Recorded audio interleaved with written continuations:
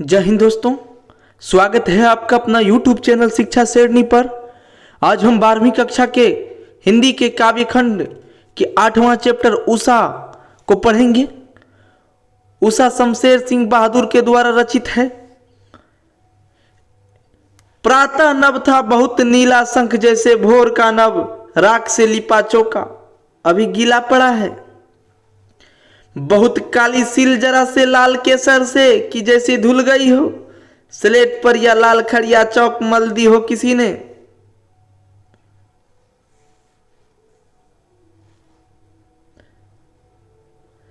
नील जल में या किसी की गोर झिलमिल दे जैसे हिल रही हो, और जादू टूटता है इस उषा का अब सूर्योदय हो रहा है। प्रातः नभ था बहुत नीला शंख जैसे भोर का नभ, राख से लिपा चौका भी गीला पड़ा है। अरे कवि शमशेर सिंह बहादुर कह रहे हैं, अरे प्रातः का नभ बहुत ही नीला था, बहुत गहरा नीला उसे नजर आ रहा था, एक नीला शंख के जैसा। उसे भोर का नभ नीला शंख के जैसा प्रतीत हो रहा था। ऐसा लग रहा था कि जिस तरह नीला शंख स्वच्छ निर्मल है, उसी तरह ये आसमान, ये नभ निर्मल और स्वच्छ दिख रहा था उनको। अरे ऐसा लग रहा था राख से लिपा चौका भी गीला पड़ा है। शमशेर सिंह बहादुर को ऐसा लग रहा था कि किसी ने गांव घर में खाना बनाने वाले जगह को राख से लीप देता है, उसी तरह नभ भी उसको लग रहा था कि अरे लग रहा है कि किसी ने राख से लिप दिया है, अभी पूरा गीला है। इस वातावरण से, इस सुबह की शीत वाली वातावरण से पूरा गीला पड़ा है। सुबह का नभ स्वच्छ और निर्मल नजर आ रहा है उसको। कवि को ऐसा प्रतीत होता है जैसे राख से किसी ने चौके को लिप दिया हो, जिस कारण वो अभी गीला पड़ा है। यानी वातावरण की नमी ने प्रातः कालीन वातावरण को और सुंदर, निर्मल और पवित्र बना दिया है। ऐसा लग रहा है शमशेर सिंह बहादुर को। बहुत काली सील जरा से लाल केसर से कि जैसे धुल गई हो, स्लेट पर या लाल खरिया चौक मल दी हो किसी ने। आकाश में हल्की लालिमा छाने लगती है, धीरे धीरे सूर्योदय होने लगता है। अब ऐसा लगता है कवि को, शमशेर सिंह बहादुर को, कि अब स्लेटी रंग में सूरज की लालिमा की लाल रंग आकाश कवि को ऐसा प्रतीत होता है जैसे किसी ने काले सील पर जरा से लाल केसर से की जैसे धुल गई हो। जैसे किसी ने, अरे काले सिलवट पर मसाला पीसने वाले जो पत्थर होता है, अरे किसी ने काली सिलवट पर केसर को पीसकर धो दिया हो। उस तरह शमशेर सिंह बहादुर को प्रातः का नभ लग रहा था।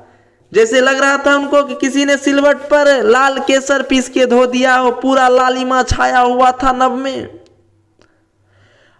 अरे उस वक्त आकाश लाल केसर से धुले हुए थे, उस काले सील के समान दिखाई देता था, जिसको धोने के बाद भी उसमें केसर का हल्का हल्का रंग रह जाता है।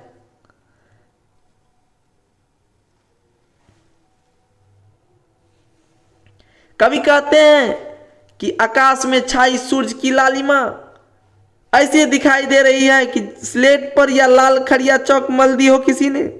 अरे जैसे लगता है किसी बच्चे ने स्लेट पर लाल खड़िया चौक मल दी हो।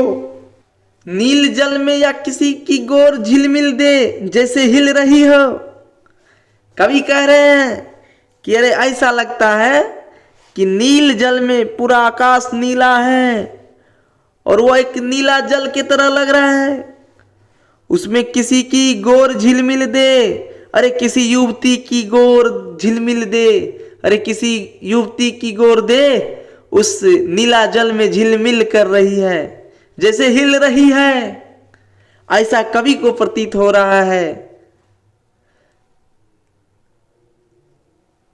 कवि कहते हैं कि सूरज की किरणें इस वक्त ऐसे दिखाई दे रही है जैसे किसी युवती की गोरी देह इस निर्मल नीले जल में झिलमिला रही हो।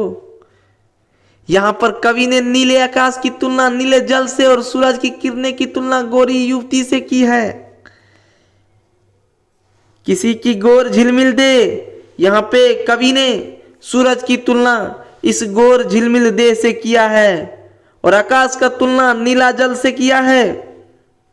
और कवि कहते हैं जादू टूटता है इस उषा का, अब सूर्योदय हो रहा है।